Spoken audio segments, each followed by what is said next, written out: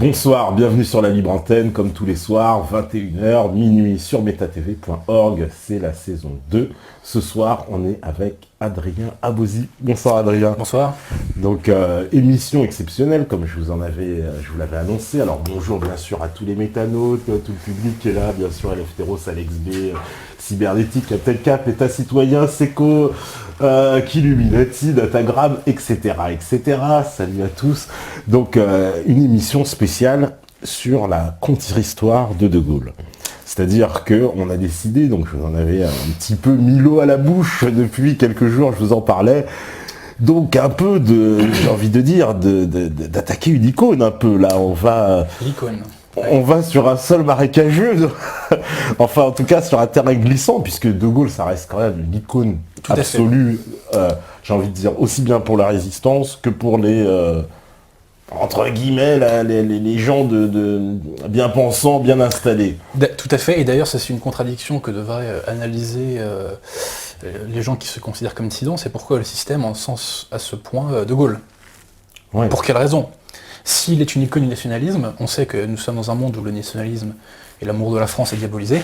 Comment se fait-il que cet individu est sanctifié, dirais-je ? Oui, c'est ça, et sanctifié donc par les partis opposés. Donc c'est voilà. Vrai, De Gaulle est presque le seul dénominateur commun, le seul point d'appui pour c'est le totem incontournable. Ouais, tout à fait. C'est le totem incontournable. D'ailleurs, attendez, j'ai peut-être une petite phrase de l'amiral Offand là-dessus. Le régime est fondé sur une légende qui ne peut être dissipée qu'au risque de tout faire crouler. Et l'on ne peut encore parler du gouvernement français sous l'occupation, sinon pour dire qu'il ne comptait que les traîtres sans s'exposer à tomber sous le coup d'une loi qui interdit l'apologie du crime. Donc, comme nous dit ce cher amiral Offand, nous allons nous attaquer à une légende. Alors, d'ailleurs, pourquoi parler de De Gaulle aujourd'hui ? Pourquoi De Gaulle alors ? Ce que les personnes qui nous regardent doivent savoir, c'est que nous avons eu, j'ai eu l'idée à la base de cette émission avant l'été. Ouais. On en a parlé avant l'été.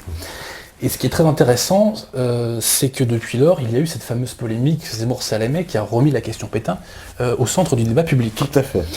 Ce qui est curieux a priori, ce qui est, je dirais, irrationnel. Pourquoi vouloir parler de ça ? Pour une raison très simple. Aujourd'hui, alors nous parlons en 2014, il y a une partie de la France qui a envie de mourir. Qui a envie de mourir en tant que France. Pourquoi a-t-elle envie de mourir ? Parce qu'elle est structurée par la haine de soi. Pourquoi est-elle structurée par la haine de soi ? Il y a deux raisons. La première, c'est parce qu'elle est pétrie par l'idéologie des Lumières, la philosophie des Lumières, et que la philosophie des Lumières aboutit à la haine de soi. Je ne développe pas ce point-là, c'est une parenthèse qui est trop grande. Et la deuxième raison, elle est très simple. Si, comme nous le dit De Gaulle, ou plutôt les gaulo-communistes, devrais-je dire, si, comme nous disent les gaulo-communistes, Pétain est une ordure, la France est une ordure, puisque la France entière s'est ralliée à Pétain. Donc nous sommes un pays d'ordures. Et donc de là naît une haine de soi. Donc il y a une raison structurelle qui est l'adhésion à la philosophie des Lumières, et une raison qu'on va dire plus conjoncturelle, qui est le fait que on est un pays de pourriture, puisqu'on s'est rallié à cette ordure entre guillemets qui est Pétain. Donc je voulais faire cette émission pour remettre les pendules à l'heure, et je vais bien entendu dédier cette émission à quelques personnages, comme le général Weygand, comme l'amiral Offand, comme Louis-Dominique Girard, Maître Jacques Izorni et Louis Rougier. Je ne sais pas si les métanautes voient... J'aime beaucoup ce bouquin, De Gaulle contre De Gaulle, avec le drapeau de la Grande-Bretagne et le drapeau de l'URSS. Bref. Voilà. Louis Rougier. Dans la catégorie envoi de scud, celui-là il fait très très mal. Donc nous allons parler de Gaulle, et faire la contre-histoire de Gaulle, c'est faire aussi la contre-histoire de la résistance, et c'est faire la contre-histoire de Pétain. Sachant que l'une des choses que je vais essayer de démontrer ce soir, si on a le temps, c'est que De Gaulle n'était pas l'âme de la résistance, il n'a initié aucun mouvement de résistance. Si la France a été du côté des vainqueurs à la fin de la guerre, ce n'est absolument pas grâce au général De Gaulle. Et le général De Gaulle a commis un crime contre la France en 1944-1945, qui est, dont on paye aujourd'hui les conséquences encore. Donc, faisons cette contre-histoire de Gaulle. Pierre Desproges avait une boutade en disant au fond, De Gaulle, sans Hitler, il ne le serait rien. Ou De Gaulle doit tout à Hitler, quelque chose comme ça. Ça, c'est du bien. Ce qui n'est pas tout à fait faux, entre guillemets. De Gaulle a émergé grâce à la guerre. Alors donc cette guerre, cette Seconde Guerre mondiale, qu'est-ce que c'est? C'est une guerre qui a pour origine la folie d'un homme, qui est Adolf Hitler, qui était peut-être le plus grand ennemi de la France dans toute son histoire. Hitler donc était nazi. Qu'est-ce que le nazisme? D'où ça vient le nazisme? Ça a des origines lointaines, mais pour ne parler que du XXe siècle. À la base, il y a un homme qui s'appelle monsieur Rudolf von, alors j'ai écrit son nom parce qu'il est compliqué, Sebottendorf, qui est un Allemand né en 1875. Un Allemand très bizarre. Il a vécu en Turquie, il s'est fait naturaliser turc en 1908, il s'est converti à l'islam, et à l'époque, il a essayé de concilier l'islam et la franc-maçonnerie, donc un truc très tordu. Rudolf von Sebottendorf rentre en Allemagne, et en 1918, et il va s'affilier à une société ésotérique qui s'appelle l'Ordre des Germains. Et ce Sebottendorf va créer la branche bavaroise de cet Ordre des Germains, qui s'appelle la Société Thulé. Et qui existe encore. La Thulé-Gesellschaft existe encore, il faut le savoir ça. Et donc la Société Thulé va produire la doctrine du national-socialisme. Donc ça va être un mélange de paganisme, de mythologie germanique, de pan-germanisme, enfin ça va faire quelque chose de très tordu. Et d'ailleurs, une grande partie des cadres du nazisme sont passés par la Société Thulé. Là, j'ai pas les noms en tête, mais je crois qu'il y a Rudolf Hess, je crois qu'il y a Julius Streicher aussi, Hitler aussi d'ailleurs peut-être. Mais donc la Société Thulé va créer cette idéologie qu'est le national-socialisme. Comment on pourrait la résumer? C'est simple, moi je la résume en faisant une petite formule. C'est la rencontre entre la philosophie des Lumières et le pan-germanisme. La philosophie des Lumières veut créer un homme nouveau par l'abolition du passé. Le national-socialisme veut créer un homme nouveau, un nouvel Adam qui sera l'arien. Et il veut le créer notamment en éradiquant le reliquat de christianisme dans les sociétés européennes.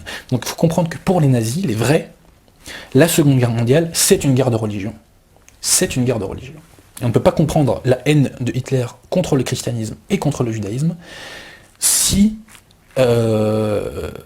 malgré l'incompatibilité théologique entre les deux d'ailleurs, si on ne comprend pas qu'il s'agissait pour Hitler d'une guerre de religion. Donc la Thulé-Gesellschaft a créé cette idéologie nazie. Elle demande à un individu, un de ses membres qui s'appelle de mémoire Anton Drexler, de créer un parti, et donc il va créer le parti ouvrier allemand. Hitler à cette époque-là est militaire. L'armée allemande lui dit en gros de faire l'infiltrer, quoi, si vous voulez. Mais au final, Hitler va intégrer le parti et il va en prendre la tête. Et il va avoir une ascension assez fulgurante, puisque 10 ans après, il sera au pouvoir. Je ne raconte pas tous les détails, l'effondrement du traité de Versailles, ça serait trop long, c'est pas un sujet. Nous arrivons en 1939, l'Angleterre, pour protéger l'intégrité territoriale de la Pologne, déclare la guerre à l'Allemagne. Et la France suit l'Angleterre et déclare aussi la guerre à l'Allemagne. Alors, nous déclarons la guerre à l'Allemagne, mais le moins qu'on puisse dire, c'est que Hitler a tout fait pour provoquer cette guerre. Il était parfaitement au courant que la France et l'Angleterre s'étaient engagés à maintenir l'intégrité de la Pologne. Donc, il l'a cherché. Donc voilà, nous avons cette guerre. Pendant les premiers mois de la guerre, en France, nous avons comme président du Conseil M. Daladier, et nous avons en Angleterre M. Chamberlain. Nous sommes dans les premiers mois dans ce qu'on appelle la drôle de guerre. C'est-à-dire que les pays n'osent pas trop, passez-moi l'expression, envoyer la sauce. Je précise qu'au mois de, je crois que c'est au mois d'octobre 1939, le Parti communiste français, qui à l'époque était allié des nazis, au titre du pacte germano-soviétique, a demandé à ce qu'on fasse la paix avec Hitler. Hitler a fait une proposition de paix en octobre 1939, je crois, et ce sont les communistes qui ont demandé à ce qu'on écoute cette proposition d'Hitler. Parce que quand même les cocos qui nous la jouent, premier résistant, je sais pas quoi, parti de 75 000 fusillés, étaient alliés des nazis quand la guerre a éclaté entre la France et l'Allemagne. 1942 de toute façon. Et il faut préciser que les communistes sabotaient les armées, les usines d'armement françaises, elles sabotaient le matériel français, ce qui, Je dis pas que c'est la seule cause de la défaite, on va pas caricaturer, mais en tout cas, ça n'a pas aidé. Hein. Bon, ça c'est le moins qu'on puisse dire. Donc, nous arrivons au mois de février 1940. À ce moment-là, Daladier est encore président du Conseil et Chamberlain est encore président du Conseil. Néanmoins, à Versailles, deux personnes vont se rencontrer. M. Paul Reynaud et M. Churchill. Ils ne sont pas seuls, ils font venir aussi quelques journalistes. Et ils évoquent ce que devrait être la ligne à suivre pendant la guerre. Et à ce moment-là, un pacte secret va naître entre Churchill et Paul Reynaud. Ce plan Reynaud-Churchill, nous le connaissons grâce à deux ouvrages. Celui-ci, Montoire, Verdun diplomatique de Louis-Dominique Girard. Louis-Dominique Girard, je le dis tout de suite, a été le directeur du cabinet civil de Pétain entre février 1944 et juillet 1944.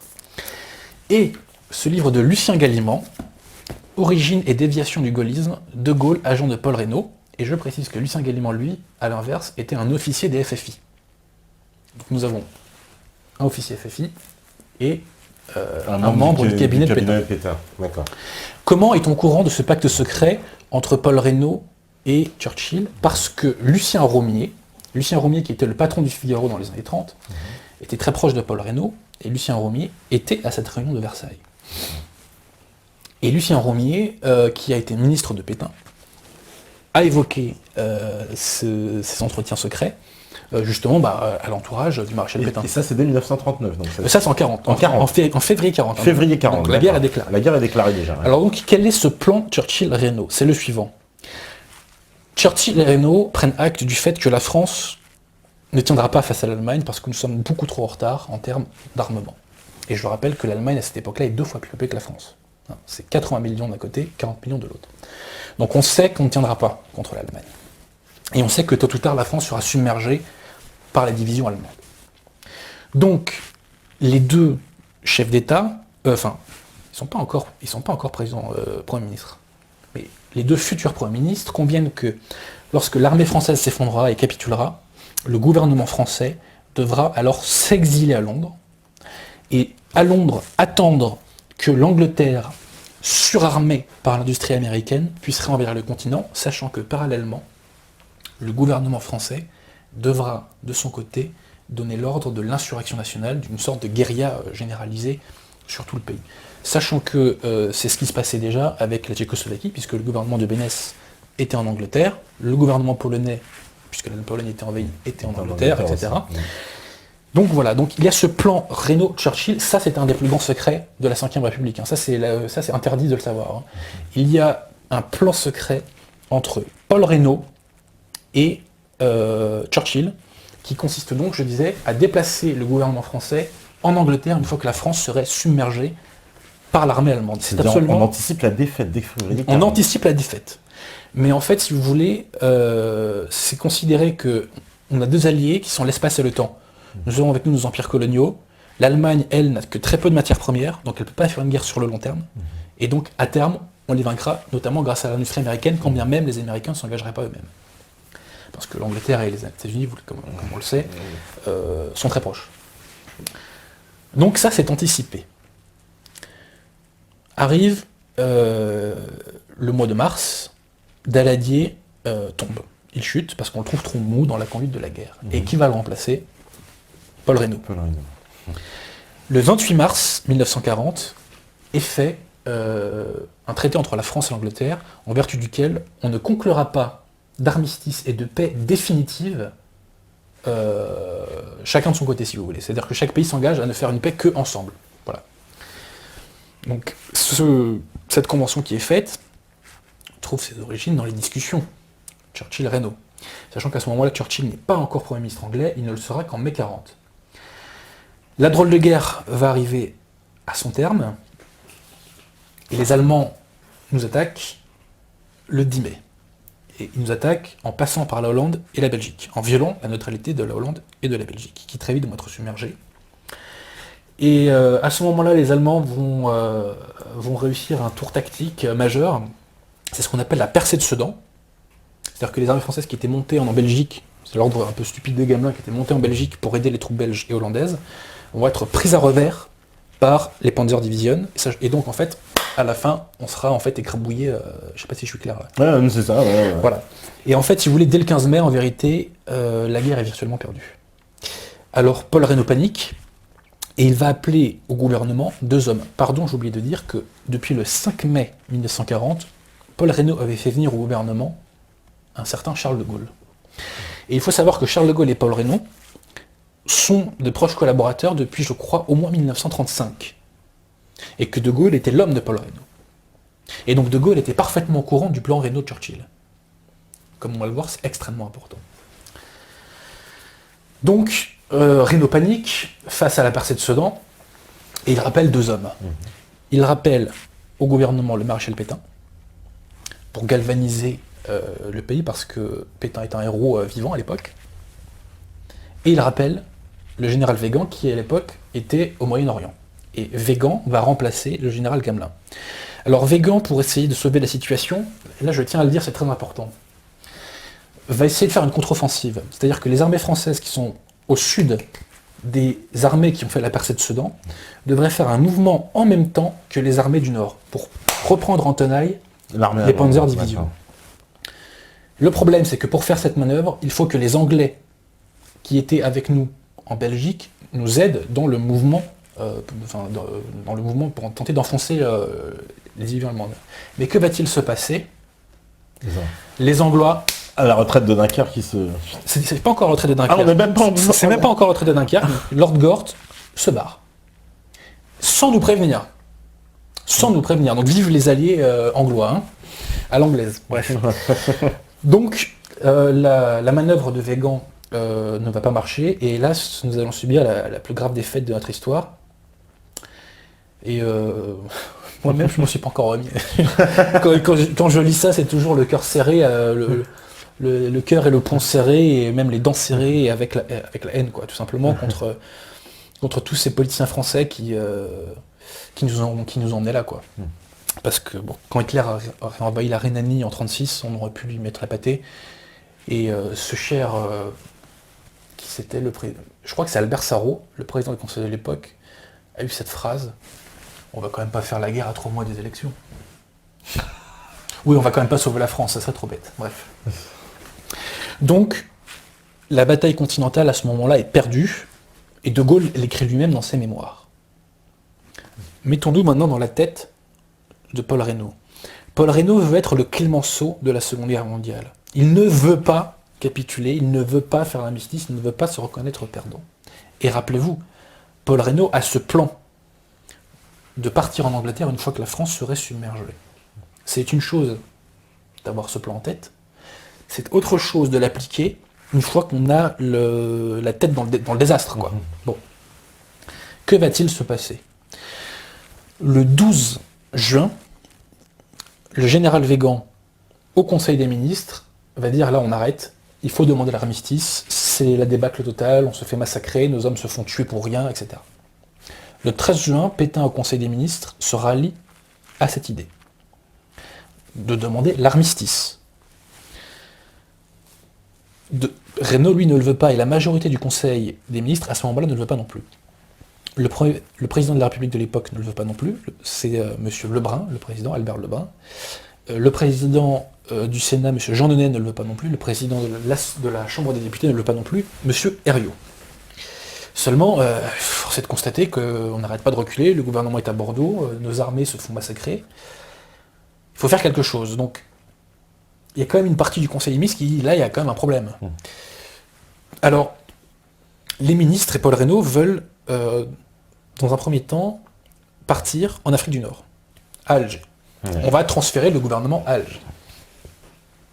Pétain et Weygand sont contre, puisqu'on n'entraîne pas la patrie à la semelle de ses souliers, n'est-ce pas? Et que pour défendre les Français, c'est sur place qu'il faut le faire et non pas à l'étranger. Donc à ce moment-là, un membre du gouvernement, ancien président du Conseil du Front Populaire, M. Camille Chautemps, va avoir l'idée suivante. Parce qu'en fait, l'idée c'est que si nous partons en Afrique du Nord, nous allons passer pour des déserteurs auprès du peuple français. Et le peuple français n'acceptera jamais. Donc il faut trouver un motif qui justifie ce départ en Afrique du Nord. Donc Camille Chotan, on va faire ce que les historiens appellent la transaction Chotan. Qu'est-ce que c'est que la transaction Chotan? C'est que nous allons demander aux Allemands quelles sont leurs conditions d'armistice, nous préjugeons que ces conditions sont déshonorantes, et donc nous aurons un motif pour ne pas accepter cet armistice, et pour nous replier en Afrique du Nord. Mais à l'époque, qu'est-ce qu'on a en tête? On a en tête la question de la flotte française, qui est la deuxième flotte du monde. Et en fait, ce qui va se jouer dans l'armistice, c'est la question de la flotte. C'est-à-dire que ce qu'on appelle une armistice honorable, ça serait une armistice dans laquelle les Allemands ne nous la demanderaient pas, et une armistice déshonorante, ça serait une armistice dans laquelle les Allemands nous la donneraient, et dans laquelle les Allemands nous demanderaient aussi de s'introduire dans notre empire colonial. Donc là, Paul Reynaud, il faut bien le comprendre, Paul Reynaud va faire un calcul qui nous est très bien décrit par monsieur Dominique Lecat, la rupture de 1940. Je précise que Dominique Lecat était un proche collaborateur de Paul Reynaud. Il a vécu au quotidien avec Paul Reynaud à partir de 1938. Monsieur Dominique Lecat va nous raconter donc le calcul qu'a fait Paul Reynaud. Le calcul est le suivant. Le pays ne comprendra pas que nous partions en Afrique du Nord. Donc il faut le justifier. Mais moi, Paul Reynaud, je ne veux pas faire cette demande d'armistice. Et je ne veux pas incarner officiellement la rupture franco-anglaise. Donc je vais refiler la patate chaude à quelqu'un qui va demander l'armistice à ma place. Comment ça, j'ai mon regard? Ouais. Et donc Paul Reynaud va démissionner à ce moment-là, parce que, petite parenthèse, légalement, il avait tous les moyens qu'il voulait pour aller en Afrique du Nord, s'il le voulait. Donc Paul Reynaud va demander à Albert Lebrun de nommer Pétain président du Conseil, et on va demander à Pétain donc de demander l'armistice. Hitler exigera la flotte, et exigera peut-être des concessions dans notre empire colonial.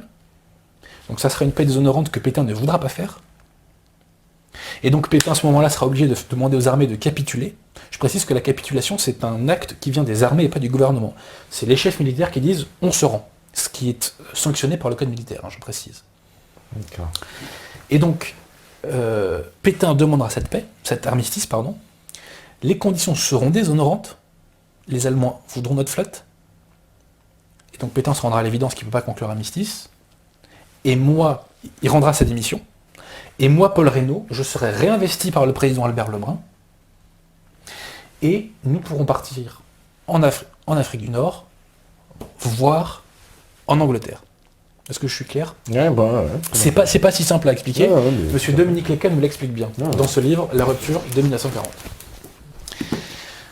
Donc, il fait ce calcul. Donc, Pétain est investi président du Conseil. Ouais. Pétain fait la demande d'armistice aux Allemands le 17 juin. Enfin, il le fait le 16 à minuit. Pendant 2 jours, on n'a pas de réponse. Je précise qu'on continue à se battre. On a continué à se battre jusqu'au 23 juin. Donc quand Pétain demande l'armistice, on continue à se battre. Le 18 juin, on n'a pas de réponse. Le 18 juin, De Gaulle part. À ce moment-là, on ne sait pas ce qui se passe encore. Je vais vous expliquer après pourquoi il partira. Donc, le 10 juin, pas de réponse. Le 19, on a une réponse des Allemands. Les deux parties négocient. Du côté français, c'est le général Charlotte Singer qui va négocier. Et finalement, on arrive à un texte d'armistice le 23 juin. Mais petit problème, ce texte n'exige pas la livraison de la flotte. Et ce texte ne touche pas à l'intégrité territoriale de la France, de son empire. Et là, Reynaud, hélas, Pétain va rester au pouvoir, et Reynaud, il est dans le baba, passez-moi l'expression. Revenons à De Gaulle. Pourquoi De Gaulle part le 18 juin? Ce qu'il faut savoir déjà, c'est que le 16 juin 1940, De Gaulle fait une proposition, ou plutôt transmet au Conseil des ministres une proposition d'union franco-anglaise, dans laquelle la France et l'Angleterre fusionneraient véritablement et ne feraient plus qu'un seul pays. Bon, quand on est un patriote français, ça c'est interdit, quoi. Je veux dire, la fusion avec l'Angleterre, c'est plutôt l'enfer, quoi. Bon. Mais De Gaulle transmet cette proposition. qui d'ailleurs lui a été soufflé par Jean Monnet. Jean Monnet. Le Conseil des ministres reçoit cette proposition, et le Conseil des ministres, qui à la base était plutôt pour le fait de partir, si vous voulez, en Afrique du Nord, quand il entend ça, il est refroidi, et c'est à ce moment-là qu'il se prononce, rappelez-vous, pour la transaction Chotan. Donc De Gaulle, le 16, fait cette proposition. De Gaulle revient en France. Il y revient vers 22h. À 22h, il rencontre Reynaud. Et il se rend compte que Reynaud a démissionné. Zut, il était son ministre. Petit problème. Donc là, De Gaulle, à ce moment-là, est à Bordeaux. Qu'est-ce que De Gaulle et Reynaud se disent? On ne le sait pas. À ce moment-là, on ne le sait pas. Mais, beaucoup plus important, De Gaulle, à la préfecture de Bordeaux, enfin, ou je ne sais plus à quel bâtiment de Bordeaux, rencontre un homme capital, un Anglais, le général Spears, à 23h30. Et Spears va mettre le grappin sur De Gaulle et va le convaincre de partir en Angleterre. Pourquoi Spears met le grappin sur De Gaulle à ce moment-là? Pour 2 raisons. Un, il est en colère contre Reynaud, qui a joué un calcul très risqué en démissionnant et en laissant Pétain prendre le pouvoir. Donc il est en colère contre Reynaud. Ensuite, il a besoin d'un Français pour faire de la propagande anti-allemande en langue française, parce qu'il sait que comme les armées allemandes nous ont envahis, il va y avoir de la propagande anti-anglaise en langue française. Donc il veut quelqu'un pour contrer ça. D'autant que, je cite Spears, nous allons être obligés de bombarder des villes françaises et il faudra bien le justifier. Ok. Et, c'est encore plus important, il a besoin que De Gaulle aille en Angleterre. Pourquoi? Il a besoin que De Gaulle aille en Angleterre parce que De Gaulle sera un échelon précurseur d'un gouvernement d'émigration Reynaud. Et quand De Gaulle part en Angleterre le lendemain matin, le 17, il y va en pensant que Reynaud reprendra le pouvoir et le rejoindra. Et qui donne 100 000 francs le matin à De Gaulle quand il part? Prendre l'avion avec le général Spears. Qui donne 100 000 francs à De Gaulle? Monsieur Dominique Léca, le proche collaborateur de Paul Reynaud. Donc De Gaulle, quand il part, et quand il fait son appel du 18 juin, De Gaulle, à ce moment-là, est encore l'agent de Paul Reynaud. Et De Gaulle attend que Reynaud et son futur gouvernement le rejoignent en Angleterre. Et nous arrivons au fameux appel du 18 juin. Que nous dit De Gaulle dans l'appel du 18 juin? Qu'est-ce qu'il nous dit? Petit quiz. Alors, petit quiz. Là, c'est parti. Toutes les forces à nous rejoindre. Toutes les forces à nous rejoindre. Ouais, c'est ça, toutes les forces à nous rejoindre. Non, c'est pas ça. Ah, d'accord. C'est parti. J'invite les officiers et les soldats français qui se trouvent en territoire britannique ou qui viendraient à s'y retrouver avec leurs armes ou sans leurs armes. J'invite les ingénieurs et les ouvriers spécialistes des industries d'armement qui se trouvent en territoire britannique ou qui viendraient à s'y retrouver à se mettre en rapport avec moi. Il appelle simplement les gens qui sont en Angleterre à le rejoindre. C'est tout. Donc c'est pas un appel à la résistance française. Alors si, attends, après il dit quoi qu'il arrive, la flamme de la résistance française ne doit pas être et ne s'atteindra pas. Mais, attention, elle est où la résistance à ce moment-là? Elle est sur les fronts. Elle est sur le front, pendant la bataille de France. À ce moment-là, les armées continuent à se battre. Donc quand on dit que De Gaulle a demandé à la France de continuer de se battre, mais attendez, elle se bat la France là les mecs, hein, réveillez-vous. Hein. À ce moment-là, elle se bat. Et là, De Gaulle attend Reynaud à ce moment-là, attend le gouvernement d'émigration Reynaud. Ça, c'est absolument capital. Je précise que De Gaulle, dans ses mémoires, nous dit « Je suis parti le 17 juin parce que j'ai répondu à un appel du Fond des âges. » Pipeau total, tu es parti parce que Spears t'a dit « Rappelle-toi du plan Reynaud-Churchill, les mecs vont arriver après toi en Angleterre, toi tu es le premier, tu es l'avant-garde de ce gouvernement d'émigration, viens avec nous. » Et je précise, petit scoop, qui nous est révélé par Henri de Kérélis dans son livre « De Gaulle dictateur ». Je précise qu'Henri de Kérélis était un des Français les plus anti-nazis dans les années 30 et qu'il est parti aux États-Unis quand les Allemands sont arrivés parce qu'il s'est dit « ça va chauffer pour moi ». Henri de Kérélis s'est brouillé avec De Gaulle à partir de 1943, nous verrons pourquoi. Et il avait sous la main un rapport fait par Churchill à l'été 43, parce que Churchill, à un moment, on avait tellement marre de Gaulle qu'il a pensé le dégager.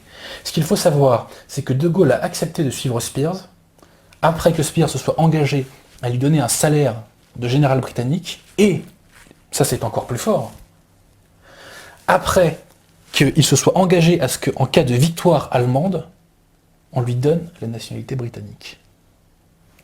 Carrément. C'est l'amour de la France, ça? Attends, De Gaulle, tu veux dire qu'il s'était engagé que en cas de victoire de l'Allemagne, il serait devenu citoyen britannique? Il serait engagé, oui. Il a demandé ça à Spears, et je précise que De Gaulle et Churchill vont faire un premier accord, je crois qu'il date du 7 août 1940, et la dernière clause de cet accord nous dit que les Français qui s'engageraient donc dans la France libre auraient des facilités aussi pour avoir la nationalité britannique si jamais ils avaient des problèmes à la fin de la guerre. Ça sent pas trop l'amour de la France enraciné tout ça quand même. Hein. Ça sent pas bon. Donc, ça écorne le mythe là déjà encore. Donc, vous disais-je, à ce moment-là, De Gaulle attend le retour de Paul Reynaud. Quand va-t-il s'affranchir de Paul Reynaud? Il va s'en affranchir entre le 22 juin et le 23 juin. Pourquoi? Parce que Paul Reynaud va abandonner son projet de partir. Pourquoi Paul Reynaud l'abandonne? Nous l'avons dit. Parce que finalement, l'armistice n'est pas cet armistice déshonorant. Il n'a plus la possibilité donc de redevenir président du Conseil. Et voilà. Et c'est encore plus important, c'est que Reynaud aurait pu faire un gouvernement entre guillemets un peu officieux, mais qui se serait fait légitimer plus tard. Mais le problème, c'est que Paul Reynaud avait envoyé 2 de ses agents, Dominique Léca et l'autre s'appelle, je crois, Gilbert Deveau. Il les avait envoyés, il leur avait demandé de quitter la France. Parce que Reynaud s'était fait nommer par Pétain ambassadeur aux États-Unis. C'était un moyen pour lui de partir de France tranquillement. Le problème, c'est que ces 2 messieurs, Dominique Léca, le fameux Dominique Léca, d'origine corse, et Gilbert Deveau, vont se faire attraper par la police espagnole. Et ils sont partis avec la valise diplomatique dans laquelle il y avait une partie des fonds secrets, qui étaient destinés à la propagande de Reynaud aux États-Unis ou en Angleterre. D'accord. Donc quand, ça c'est monsieur Lucien Gallimand qui nous l'apprend à Origine des leçons de gaullisme, quand Reynaud apprend que ces 2 attachés se sont fait attraper par les Espagnols, quand il voit que l'armistice n'est pas ce qu'il croyait et que, surtout je pense qu'au final il a compris que son projet était délirant, il abandonne et Reynaud envoie un télégramme à Churchill dans lequel il lui dit en gros de reporter sa confiance sur le maréchal Pétain et d'éviter des brouilles entre la France et l'Angleterre qui arrangeraient l'Allemagne. Je précise aussi, j'ai oublié de vous le dire, que dès le lendemain où Pétain a été investi président du Conseil, on a annoncé dans les journaux un gouvernement, dans les médias anglais, on a annoncé que Paul Reynaud allait arriver à Londres. Dès le lendemain, on a une lettre de Reynaud où il dit « Monsieur le maréchal, vous m'avez obligé, dès le lendemain de votre action au pouvoir, à faire une lettre de démenti, comme quoi j'allais partir en Angleterre, etc. » Et jusqu'au 25 juin, la radio anglaise a annoncé l'arrivée de Paul Reynaud. Et je précise, autre source intéressante, monsieur, le vice-amiral Muselier, De Gaulle contre le gaullisme. Je précise que le vice-amiral Muselier est une des premières personnalités à avoir rejoint De Gaulle. Il était à Gibraltar le 28 juin et il a rejoint De Gaulle et c'est lui qui a organisé la marine de la France libre. Mais il a fini par rompre avec De Gaulle. Parce qu'il s'est aperçu que ce qui intéressait De Gaulle, c'était pas la lutte contre les nazis, ce qui l'intéressait, c'était la prise du pouvoir après la guerre. Que nous dit l'amiral Muselier quand il est à Gibraltar? Est-ce que je retrouve ça? Enfin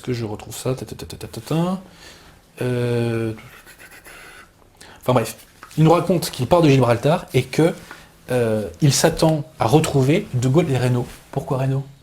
C'est De Gaulle qui a fait l'appel 18 juin. Pourquoi le vice-amiral Muselier s'attendait-il à retrouver Reynaud? Parce qu'on avait annoncé que Reynaud était parti, et parce qu'à l'époque, qui disait De Gaulle disait Reynaud. Donc De Gaulle n'est pas parti parce qu'il a été sous l'effet d'une inspiration quasi mystique à la Jeanne d'Arc qui entend des voix. Non, il est parti parce qu'il était l'agent de Paul Reynaud, et au final, c'est la défection de Paul Reynaud qui a permis à De Gaulle de prendre son envol. Alors donc, le 23, l'armistice avec les Allemands est conclu, et le 25, l'armistice avec les Italiens est conclu. À ce moment-là, les combats s'arrêtent définitivement. Restons un court instant sur le 18 juin, et là je demande aux personnes qui nous écoutent de bien enregistrer ce que je vais dire. Que s'est-il passé le 18 juin, cette fameuse date du 18 juin qu'on nous ressort tout le temps? Que s'est-il passé au Conseil des ministres français, du gouvernement français? Que s'est-il passé? Il s'est passé un événement qui a changé le cours de l'histoire de l'humanité. Je tiens à préciser une chose pour bien comprendre ce que je vais dire, c'est que les premières bombes atomiques ont été réalisées à partir d'un matériel qui s'appelle l'eau lourde. L'eau lourde. les réserves de Lourdes étaient en Norvège. Et vous savez, il y a eu des premiers combats en Norvège, puisque les Allemands ont envahi la Norvège, je crois que c'est en avril 40. Et les Français avaient envoyé une expédition qui, à l'époque, ont pris les réserves de Lourdes. Donc, quand les armées allemandes arrivent en France, enfin nous envahissent en mai et juin, les réserves de Lourdes sont en France. Que sont devenues ces réserves de Lourdes? Eh bien, nous allons le savoir. Je vais vous citer un extrait d'un livre de Louis-Dominique Gérard. Louis-Dominique Gérard, c'était l'ancien chef de cabinet civil de Pétain. Alors, c'est pas ce livre, c'est un livre qui s'appelle La guerre franco-française. Et Louis-Dominique Gérard nous révèle ceci. Je demande aux gens de bien nous écouter. Pendant la tragique semaine vécue à Bordeaux, il faut enfin le révéler, le gouvernement du maréchal avait fait transférer en Angleterre, d'où elle devait rejoindre les États-Unis, la précieuse provision française de Lourdes, grâce à laquelle les alliés de la France gagneraient la guerre 5 ans plus tard. L'épopée de Lourdes, reconstituée au cinéma, a été présentée aux Français en 1948. On leur a montré comment la France s'était procuré le Lourdes en Norvège. On leur a montré des savants travaillant dans les laboratoires du Collège de France. On leur a montré le Lourdes prenant le chemin de l'Exode et trouvant asile dans la prison de Rion. On leur a dit que le Lourdes avait passé l'océan et permis la victoire finale. Mais on n'a pas osé leur dire que le Conseil des ministres en avait délibéré le 18 juin en présence du maréchal et du général Végan. On leur a tué que c'est M. Jean Bichelonne, fonctionnaire et futur ministre du maréchal, qui avait signé l'ordre de mission des savants chargés de transférer le Lourdes hors de France. Personne n'a encore eu l'élémentaire dignité de dire que c'est à cause de cela que Bichelonne fut arrêté par la Wehrmacht à l'été 40, et que ce sont Pétain et Laval qui réussirent par des arguments de droit à l'extraire des geôles allemandes, où il devait retomber et succomber en 1944. Qui trompe-t-on? Pourquoi trompe-t-on? La vérité fit-elle si peur? La connaissant, les Français seront obligés de réviser leur jugement sur une période douloureuse et grandiose de leur histoire. C'est ce que certains ont encore intérêt à empêcher. Donc là, j'espère que les gens ont enregistré ce que je viens de dire. Si les Allemands n'ont pas eu la bombe atomique, c'est grâce à Pétain. Parce qu'il a envoyé l'eau lourde qui permettait de faire cette bombe atomique, il a envoyé cette eau lourde en Angleterre, puis aux États-Unis. Ouais.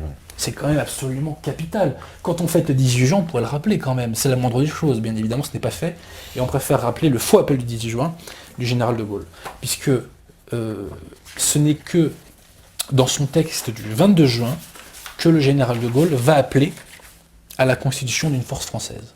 Sachant que dans cet appel du 22 juin, de Gaulle va mentir. Il va mentir ouvertement. Il nous dit ceci. Il résulte, en parlant de l'armistice, il résulte de ces conditions que les forces françaises de terre, de mer et de l'air seraient entièrement démobilisées, que nos armes seraient livrées, que les territoires français seraient totalement occupés, que le gouvernement français tomberait sur les dépendances de l'Allemagne et de l'Italie. Les armes françaises ne sont pas livrées. La flotte, rappelons-nous, n'est pas touchée. Ouais. Les Allemands avaient demandé notre aviation, mais nous avons obtenu à ce que l'aviation ne soit pas donnée aux Allemands, mais qu'elle soit simplement démembrée et mise dans des entrepôts. Ouais, c'est ça, ouais. Donc de Gaulle ment ouvertement. Et il le sait très bien, hein, il sait qu'il raconte n'importe quoi. Je vais revenir là-dessus. Donc cette armistice est faite. Faisons maintenant un focus sur cet armistice. Non, pas tout de suite. On va rester un petit peu sur le cas de Gaulle. Il va se passer un événement assez répugnant, le 3 juillet 1940. C'est ce qu'on appelle la bataille de Mersel-Kébir. Que va-t-il se passer? Je dis bien le 3 juillet 1940. Hein. Une partie de la flotte française va se baser donc, dans le port de Mersel-Kébir, et à ce moment-là, les Anglais ont la pétoche, et ils ont peur, malgré le texte d'armistice, les Anglais ont peur. Ils exigent qu'on s'aborde notre flotte, c'est ça? Non, c'est pas ça. Qu'on les suive. Qu'on les suive. Qu'on les suive. Les Français disent non, parce que si on vous suit, les Allemands là, ils vont repartir faire rien contre nous et bon, on s'est déjà pris une dérouille. Et donc, comme les marins français refusent de les suivre, eh bien ils vont tirer sur la française, et voilà. Et donc 1800 marins vont mourir, sachant qu'il n'y avait aucun risque pour que les Allemands s'emparent de la flotte, pour plusieurs raisons. La première raison, c'est que l'amiral Darlan, qui est à la tête de cette flotte, avait donné des ordres de sabordage de la flotte si jamais les Allemands tentaient de se l'approprier. Et c'est ce que fera la flotte le 27 novembre 1942, nous y reviendrons. Sachant que l'amiral Darlan, le 19 juin 1940, s'était engagé auprès des amiraux anglais déjà à s'aborder plutôt que de donner la flotte. Donc il n'y avait aucun risque, et que, je précise, Pétain avait demandé comme condition de l'armistice qu'on ne touche pas à la flotte. Et Pétain avait transmis ces conditions de l'armistice aux Anglais et même aux Américains. Donc il le savait très bien qu'on ne voulait pas livrer la flotte, il n'y avait aucun risque. Mais les Anglais vont tirer sur la flotte française et vont au passage assassiner 1300 marins. Et ils l'ont fait parce que bon, il y a eu peut-être un climat psychologique qui les a un petit peu poussés à le faire. Ouais. Mais peut-être que si M. de Gaulle n'avait pas écrit ceci, n'avait pas dit ceci dans son appel du 2 juillet, Duquesne, Tourville, Suffren, Courbet, Guéprat auraient-ils jamais consenti à mettre à la discrétion de l'ennemi une flotte française intacte? De Gaulle nous dit qu'on a donné la flotte aux Allemands, ce qui est un pur mensonge. Hein. Il nous dit ça le 2 juillet. Hein.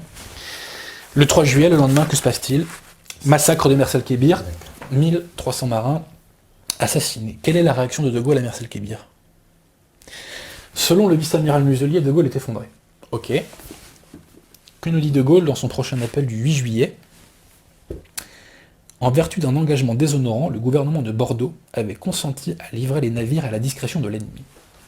Il n'y a pas le moindre doute qu'en principe et par nécessité, l'ennemi les aurait employés soit contre l'Angleterre, soit contre notre propre empire. Eh bien, je le dis sans embâge, il vaut mieux qu'ils aient été détruits. Donc il est d'accord avec la décision. Alors ça s'appelle un patriote français, je veux bien. Donc de Gaulle est en train de nous dire 1300 marins français qui se font buter, vierge de tout crime, c'est pas grave, ça vaut mieux. Bon. Nous sommes le 8 juillet. De Gaulle a quand même pris un coup sur la tête. À partir du mois d'août, certains gouverneurs coloniaux français vont se rallier à De Gaulle. Pourquoi? Le 11 août, une loi est votée qui donne au maréchal Pétain autorité pour faire une nouvelle constitution, et Pétain va instaurer ce régime transitoire, qui n'est pas un régime définitif, de Vichy. Et l'une des premières décisions de Vichy, c'est, ça c'est pas très politiquement correct, c'est d'interdire la maçonnerie, d'interdire la franc-maçonnerie. Donc Vichy est un régime anti-maçon. Bon. Pétain a mis à l'amende le Grand Orient. Or, il s'avère que beaucoup de fonctionnaires coloniaux sont francs-maçons. Et donc, beaucoup de fonctionnaires coloniaux vont rallier De Gaulle suite à cette décision de Pétain, et ça, l'amiral Lafond nous l'explique très bien dans l'histoire élémentaire de Vichy.